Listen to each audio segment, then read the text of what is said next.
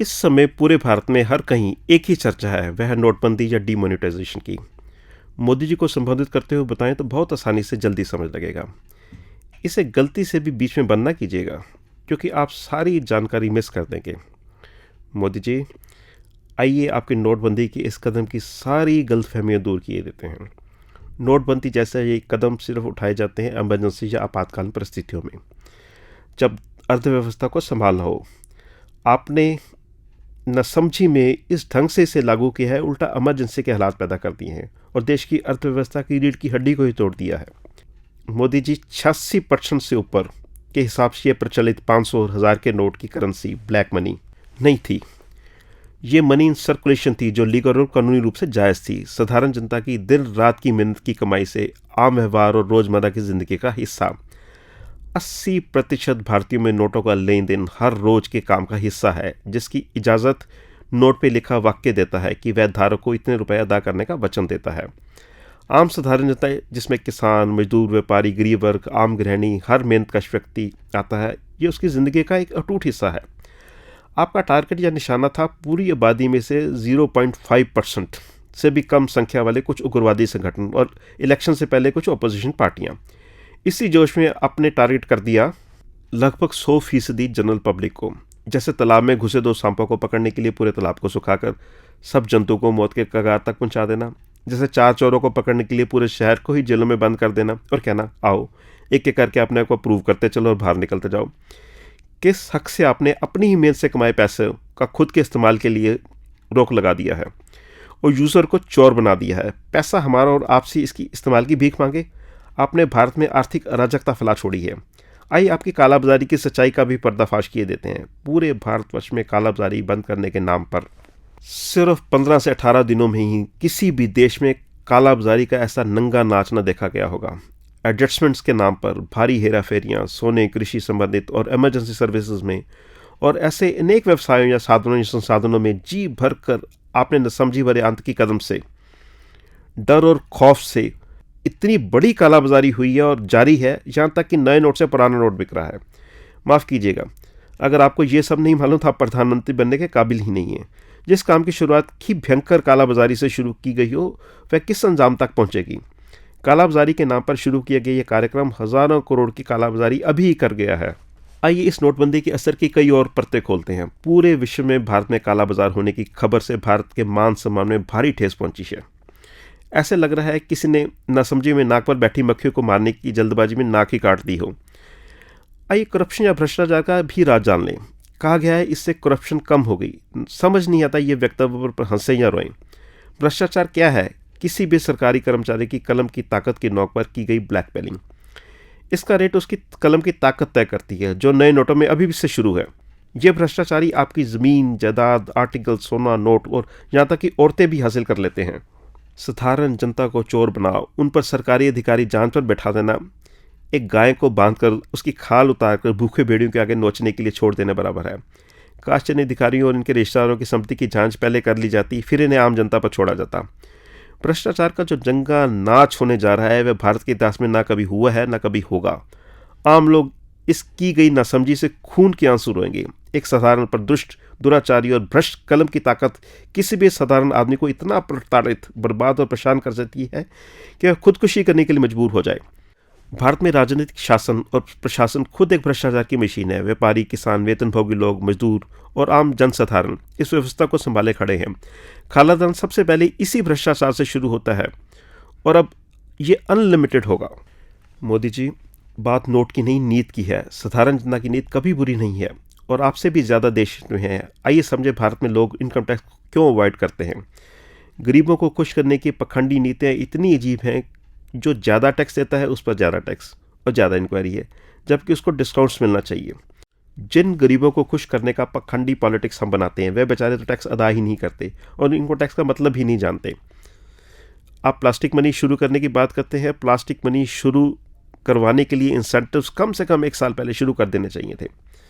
आपके हाथों सफरर्स हैं मिडिल और लोअर रिच क्लास। अगर यूरोप या अमेरिका से कोई सबसे ईमानदार टैक्स अदा करने वाला लाया जाए और उससे भारत में कारोबार करने का निमंत्रण दिया जाए, तो वह सबसे पहले तो कहेगा कि वह अपनी मेहनत का पैसा इसलिए अदा करता है कि भ्रष्ट राजनीतिज्ञ और प्रशासनिक अधिकारी इससे अपनी ब्लैक मनी अर्जित करते जाएं और अचानक करोड़पति बनते जाएं।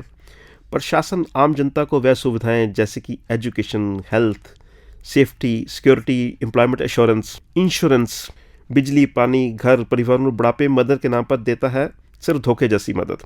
हाँ, नासमझी में दुखद मौतों के बाद पॉलिटिकल ड्रामा करने के लिए 1-1 लाख रुपए का चेक देने जरूर पहुंच जाते हैं। इसलिए आम जनता अपने लिए सेव करती है। सबसे बढ़कर वही बाहर वाला ईमानदार व्यक्ति इन राजनेताओं को साधारण जनता के कीमती मेहनत से कमाए पैसों का पर्सनल यूसेज के लिए करोड़ों रुपए बर्बाद करते देख लेगा और वह इन्हीं राजनेताओं के मुंह पर थूक कर कहेगा, तेरे पास से मेरे पास मेरा पैसा ज़्यादा सुरक्षित है। भाई साहब, सब्सिडी छोड़ने के भाषण देने से पहले खुद छोड़ना सीखें और अपने खुद के शौक, शासन, लग्जरी और सब्सिडीज पर कीमती रुपए बर्बाद करना छोड़ें। देखें देश कैसे प्यार से आपके साथ चलेगा। सरकारी तंत्र और प्रशासन खुद सरकारी संपत्ति और पैसे की अरबों में बर्बादी का सोर्स है। जनता पर हमले से पहले खुद का सुधार करना जरूरी था। आपके भाषण एक और बहुत ही दुखद और परेशान करने वाली बात का इशारा करते हैं कि ये सब गरीब जनता के लिए कर रहे हैं, जबकि अब तक तो आप भी काफ़ी हद तक जान चुके होंगे कि पहले नोटबंदी और वह भी इस तरह से बड़ी भारी गलती है। कोई व्यक्ति अगर अपनी क्षमता, मेहनत, रिसोर्सेज, समझ से अमीर बनता है और वह उसका हक है, वह मेहनत का और सक्षम कईयों को रोजगार देता है। आपका ये वक्तव्य अपनी गलती को छुपाने के लिए गरीब और अमीर में नफरत पैदा करने लगा है, जो सिविल वार की तरफ इशारा है, जो बहुत ही खतरनाक है।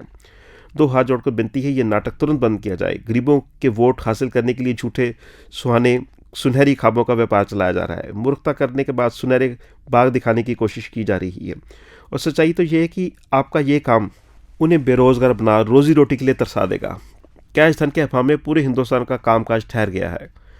रोटी के अभाव में किराना आइटम्स की लूट की भी खबरें हैं। घर में ज़रूरत के लिए छुपाया धन बाहर आने से संबंधों में दरारें पड़ रही हैं। काफ़ी पागलपन सा या ओछा सा लगता है ये कथन कि इससे कश्मीर में पत्थरबाजी और देश में नक्सलवाद गतिविधियां थम गई हैं। आपने उनसे पैसा छीना है और वह भी कुछ देर के लिए, जिसे मुजरिम तो बहुत जल्दी हासिल कर लेते हैं। पर बहुत ही कीमती चीज़ आपने गंवा दी है, वह है लोगों का समर्थन। अपने लिए और देश के लिए नफरत की वह ज़मीन तैयार कर ली है जिसमें वह लोग अब दिन रात खुद के लिए समर्थन के बीज बो रहे हैं, और फसल तैयार होने पर आप उनके साथ आम आदमी भी खड़ा पाएंगे। असली काला धन जिन लोगों के पास सबसे ज़्यादा है वह हैं बड़े राजनीतिज्ञ, प्रशासनिक अधिकारी, ज़्यादा अमीर और बड़े लोग, जिन्होंने पहले ही काले धन को सोने की प्लेटों, hero, acres and acres of land, big properties, देश से बाहर प्रॉपर्टीज़ और डॉलर्स और पाउंड्स पे कन्वर्ट कर दिया है। वो भी अभी नहीं, कई वर्षों से। आपको शुरुआत उनसे करनी चाहिए थी और साधारण आम व्यक्ति पर प्रहार इस तरह से कभी अचानक नहीं करना चाहिए था। क्या आप भूल गए हैं आपकी खुद की तरक्की इन्हीं अमीर लोगों की गोद में बैठकर हुई है। आश्चर्यजनक यह है कि कुछ लोग आपको पसंद है और कुछ नापसंद। नोटों को बदलने का 12,000 से 15,000 करोड़ का खर्चा भी देश पर अचानक पहुंचा है। इसका क्या हल है? क्या नोटबंदी वापस ली जा सकती है? इनको करने वालों का क्या हशर होगा, ये बाद में चर्चा करेंगे। पहले इसके परिणाम और भारतीय राजनेताओं द्वारा की गई गलतियां प्रकाश में लाए जाएंगे। सबसे भयंकर परिणाम पूरी अर्थव्यवस्था की रीढ़ की हड्डी तोड़ने के बाद सबसे बड़ा नेगेटिव फैक्टर आने वाला है, वह है भारी मंदी। आप कह सकते हैं रेट कम होंगे, पर सच्चाई ये है कि रेट खरीदार ना होने के कारण कम होंगे। मंदी में चीज़ तो सस्ती हो जाती है, पर खरीदने के लिए जेब में पैसा नहीं होता। बेरोजगारी और लूटमार इतनी बढ़ेगी कि आपकी सोच से बाहर है। सोने की खतरनाक ढंग से स्मगलिंग शुरू होने जा रही है। ये प्रिडिक्शंस नहीं, 2+2=4 की कैलकुलेशंस हैं। अनपढ़ किसान, मजदूर और नौकरी पेशा ज़्यादा दिक्कत में आएंगे। Lower middle class, upper middle class व्यापारी पूरी तरह से बर्बादी के कगार पर हैं। आने वाले वर्षों में सैकड़ों बिजनेस बंद होने जा रहे हैं और हज़ारों लोग बेरोजगार होंगे। देश में बड़ी कंपनी का पदार्पण होगा और आम लोग व्यापार छोड़ उनमें नौकरी ढूंढते फिरेंगे। पूरी अर्थव्यवस्था बिग ग्रुप्स, बिग जायंट्स और बिग गन्स की गुलामी में आएगी। इसमें राहत और कुछ बचाव के उपाय, कुछ सजेशंस हैं जो आगे डिस्कस करेंगे। पहले ये जान लें कि इन राजनेताओं द्वारा की गई ये गलतियां नई नहीं हैं। हम आम साधारण नागरिक हैं जो किसी पॉलिटिकल पार्टी से संबंध नहीं रखते, इसलिए निष्पक्ष रूप से सच कहने का मादा रखते हैं। बाहर के देशों की उदाहरणें, एग्जाम्पल्स लेना ठीक नहीं होगा। हम भारतीय हैं, भारत की बात कहेंगे। सबसे पहले इंदिरा जी का जिक्र करना ज़रूरी होगा। उनकी मौत पंजाब की गलत कैलकुलेशन का नतीजा है। इतिहास के पन्ने परत खोलने होंगे। 1971 भारत ने पाकिस्तान के विरुद्ध जंग जीती। उसके 2 टुकड़े करने का पाकिस्तान उसे अपने जिस्म में नसूर की तरह पाल गया। पाकिस्तान ने कोई कारण या गलती समझने की कोशिश नहीं की, पर अपना सारा सामर्थ्य भारत के टुकड़े करने की सोच में लगा दिया। पंजाब में या हिंदुस्तान में 1699 से लेकर 1977 तक हिंदू सिख बिना किसी भी मामूली से अलगाव की सोच के हमेशा इकट्ठे रहे हैं। जन्म एक, संस्कार एक, सुख दुख एक, लड़ाई एक, दुश्मन एक, फौज एक, जंग एक, त्योहार एक, परिवार एक, गुरु भी एक और चेले भी एक। सारे गुरु दोनों समुदायों की सोच में कभी भी अलग अलग ना थे और ना ही महान गुरुओं के लिए श्री राम और श्री हरिकृष्ण। इसका वर्णन उनकी बानी में भी दर्ज है। गुरु गोविंद सिंह जी ने दस्तार सजाई और हिंदू भाई ने दस्तार वाले भाइयों को अपने सिर में सजा लिया। हिंदू भाई पहले लड़कों को सिख बनाना फख्र महसूस करते थे और मंदिरों से ज़्यादा गुरुद्वारों में जाते थे। श्री गुरु ग्रंथ साहब जी का प्रकाश बिना किसी भेदभाव के पंजाब के हर परिवार में था। पाकिस्तान से ट्रेनिंग लेके 1970 के बाद अचानक पेड टर्बन वर्कर्स का पंजाब में आगमन होता है। पूरी ट्रेनिंग इसी बात के लिए होती है कि खुद को अलग और बेहतर, दूसरे को नीचा साबित करो। आम जनता को धर्म के नाम पर अलग अलग करना शुरू करो। उन दिनों याद है इसी बात पर लड़ाई बहस करते लोग मिलते थे कि असी तुहाडे वास्ते लड़े, और दूसरा जवाब देता था कि मुसलमान हमला और तुम्हारी मासी दे पुत लगदे सी, वो तो तुहानू ज़्यादा टारगेट करते सी, उल्टा असी तुहाडे लिए लड़े। उन दिनों बहस सड़कों पर थी। अक्सर लोग धर्म के नाम पर झगड़ते नजर आते थे। गुरु तेग बहादुर जी ने तुहाडे वास्ते कुर्बानी दी, दूसरा बोलता था वो तो खुद ही हिंदू सुधारवादी धार्मिक गुरु सन। जिन दो महान धार्मिक हस्तियों का जिक्र हो रहा है, अगर उन्हें श्रद्धा सुमन ना अर्पित करता चलो तो मन पर अपराध बोध रहेगा। श्री गुरु तेग बहादुर जी की कुर्बानी बेमिसाल निस्वार्थ इंसानियत के लिए शहीदी है, तभी उन्हें हिंद की चादर कहा जाता है। श्री गुरु गोविंद सिंह जी के लिए तो शब्द ही नहीं है। औरंगजेब अपनी हरकत से बाज कभी नहीं आया और जुल्म पूरे जोर पर जारी रखा। तब संतों की गद्दी में से एक सिपाही आया, दशम गुरु, जिनकी वीरता, बलिदान, आध्यात्मिक सोच और श्रेष्ठ नेतृत्व की पूरी दुनिया में मिसाल नहीं मिलती। उन्होंने हिंदुओं में से सिख कौम को जन्म दिया। उन वीरों को औरंगजेब जैसे जालिम से लड़ने के लिए बल, सोच, सामर्थ्य और नेतृत्व दिया। दशम गुरु का कथन और विषय में खालस राज की कल्पना सार्थक सत्य है, जिसका वर्णन आगे लोगों में अवश्य करूंगा। बात कर रहे थे तुसी माड़े की बहस की। भाइयों में नफरतें पैदा करने में पाकिस्तान घुसपैठिए सफल हुए। 3 साल बीत गए। पाकिस्तान सोच की झलक साफ दिखती थी। पहले नफरत पैदा करो, फिर दूसरे को कमज़ोर और नीच साबित करो, तीसरा जुल्मों या दहशतों की शुरुआत करो ताकि बात जंग तक पहुंचे, फिर भारत के टुकड़े करने का पाकिस्तान का स्वप्न पूरा हो सके। 1980 से 1984 की भी जो इंसिडेंट्स या घटनाएं मैं बयान कर रहा हूँ, ये सब उस समय के अखबारों में दर्ज है। कोई भी बात झूठी नहीं है। एक समुदाय के लोगों को घरों से बाहर और बसों से निकाल कर चुन चुन कर मारा गया। इसमें मुजरिम और पाकिस्तानी पेड वर्कर्स शामिल हो गए थे जो गुरसिख नहीं थे, पर यह सब सिक्खी के नाम पर कर रहे थे।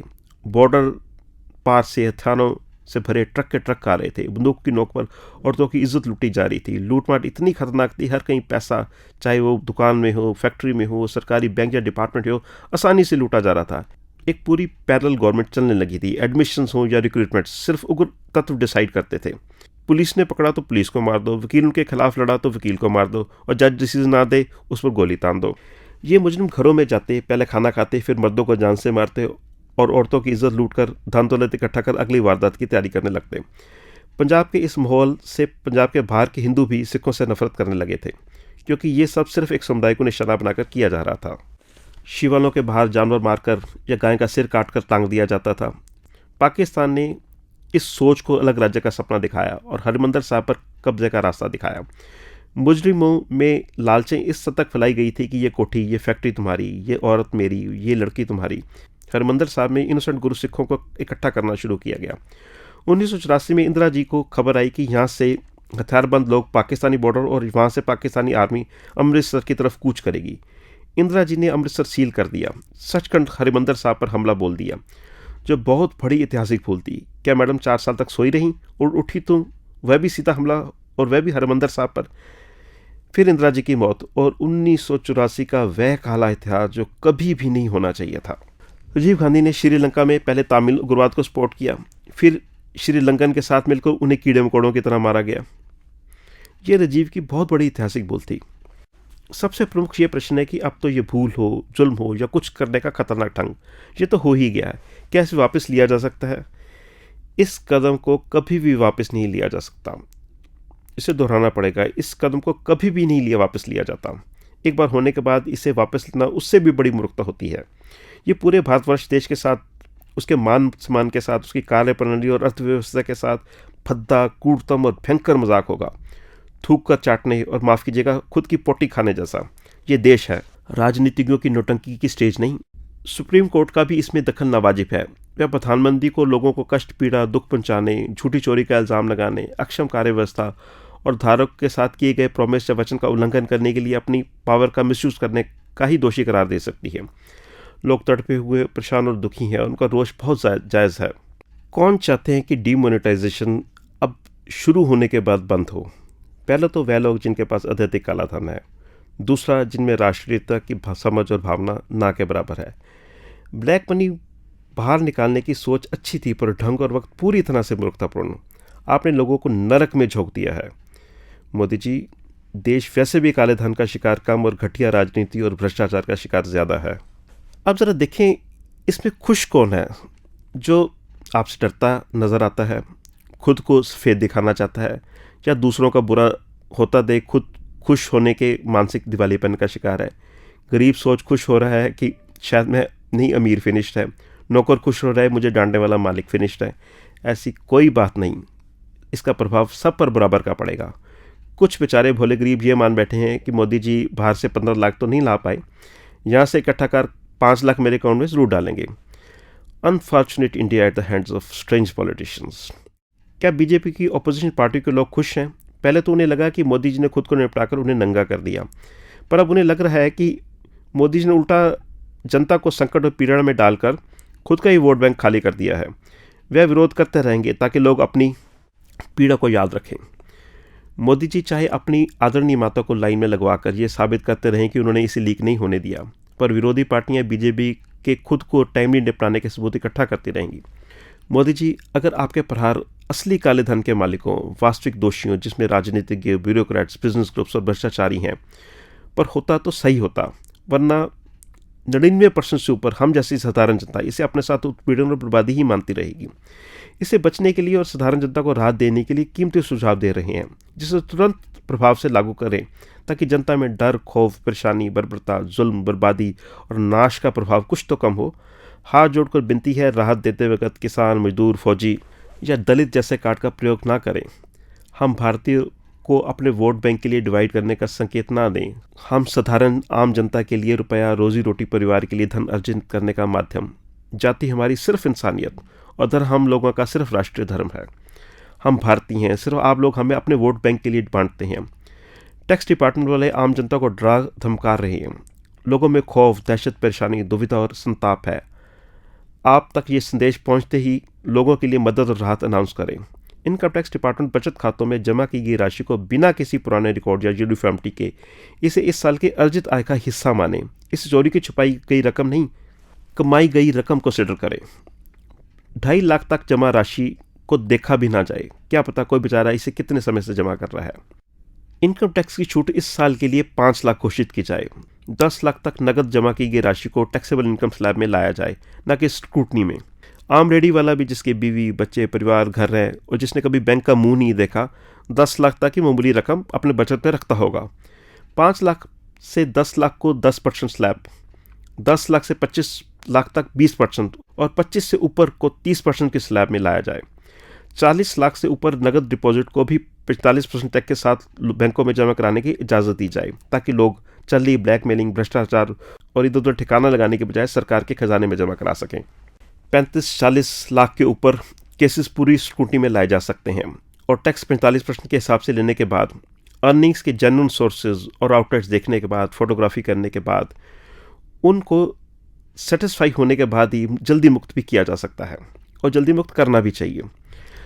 जान लीजिए, चालू खातों में रेगुलर या कुछ दिनों के छूट से जमा करवाया पैसा स्टॉक के साथ मिलाया जा सकता है। फाइनेंशियल ईयर के बारे में अफवाह है कि इसे दिसंबर तक किया जाने लगा है। कृपया इस अफवाह को झूठा करार दिया जाए ताकि लोग कंगाली में आटा गला महसूस न करें। जान लीजिए, कभी भी मुजरिम, ठग, गैर कानूनी काम करने वाले, देशद्रोही, लुटेरे डर से बैंकों में पैसा जमा नहीं करवाएंगे, क्योंकि जब रिसोर्सेज नंगे होंगे तो वे खुद मरेंगे और आम साधारण लोग खुशी से टैक्स अदा कर कैशलेस इकोनॉमी की तरफ बढ़ सकेंगे। ये तभी संभव है जब आपका पर्पज़ उन्हें प्रताड़ित करना नहीं, सिर्फ मनी इन सर्कुलेशन को ब्लैक से वाइट करना है। तो बैंकों में रिकॉर्डेड अकाउंटेड पैसा आ रहा है, इसलिए विड्रॉल को सहज बनाया जाए ताकि लोग दिक्कत में ना आकर अपना व्यापार आराम से और खुशी से कर सकें।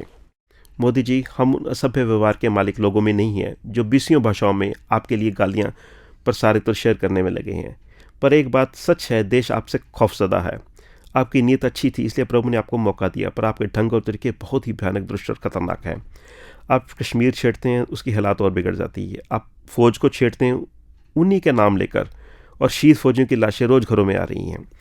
आपको सर्जिकल स्ट्राइक्स और हमले करने का शौक है, पर जनता आपसे खौफजदा है और डरने लगी है। ना जाने जाते जाते आपकी गर्दन पर कितने लोगों का खून होगा। क्या आप जानते हैं, नोटबंदी के कारण अब तक 60 से 65 लोगों की मौत हो चुकी है, और झगड़ों का तो कोई अंत ही नहीं, शायद इनकी संख्या सैकड़ों हज़ारों में है। मोदी जी, कितना विचित्र है। आप महंगाई को छेड़ते हैं, महंगाई कम होने के बजाय बढ़ जाती है। आप काले धन को बाहर से लाने का वादा करते हैं और साधारण जनता का मेहनत से कमाया पैसा ही काला कर देते हैं। और शायद अब बीजेपी की बारी है। बीजेपी को भी जीतने का सपना दिखाकर उन्हें बेगायब करने जा रहे हैं। ये बीजेपी को ही तय करना है कि बीजेपी मुक्त भारत या मोदी मुक्त बीजेपी। नोस्ट्राडेमस की भविष्यवाणी के नायक हम बहुत पहले से जानते थे कि आप नहीं हैं। आप खुद के लिए खुद कन्विंस होना चाहते हैं कि भारत की जनता आपको इलेक्शंस में रिजल्ट से कन्विंस करें। भारतीय जनता पार्टी बहुत ही राष्ट्रवादी पार्टी है। इसमें बहुत से अच्छे और समझदार चेहरे भी हैं। विपक्षी पार्टियों से भी सलाह और विनती है कि वे परिवारवाद, दबंगवाद, मूर्खतावाद, भ्रष्टाचार, लूटपाट, धूर्तता, दुष्टता, गैर राष्ट्रवादी और गैर कानूनी काम करने वाले लोगों, धर्मवाद, जातिवाद, पखंडवाद से ऊपर उठकर अपने चेहरों का सही चुनाव करें, ताकि हम जैसी साधारण जनता बुरों में से कम बुरा की जगह अच्छों में से एक बहुत अच्छा चुनने का अभ्यास अपना सकें। सुनने वाले सभी लोगों से मेरा हाथ जोड़कर आग्रह है कि हिंदुस्तान के लिए ज़रा सी भी आपके दिल में इज्जत और प्यार है तो उसे हर घर तक पहुंचाएं। सुनने के तुरंत बाद अपने सभी कॉन्टैक्ट्स को फॉरवर्ड करें। बहुत बहुत धन्यवाद सईद। जय हिंद।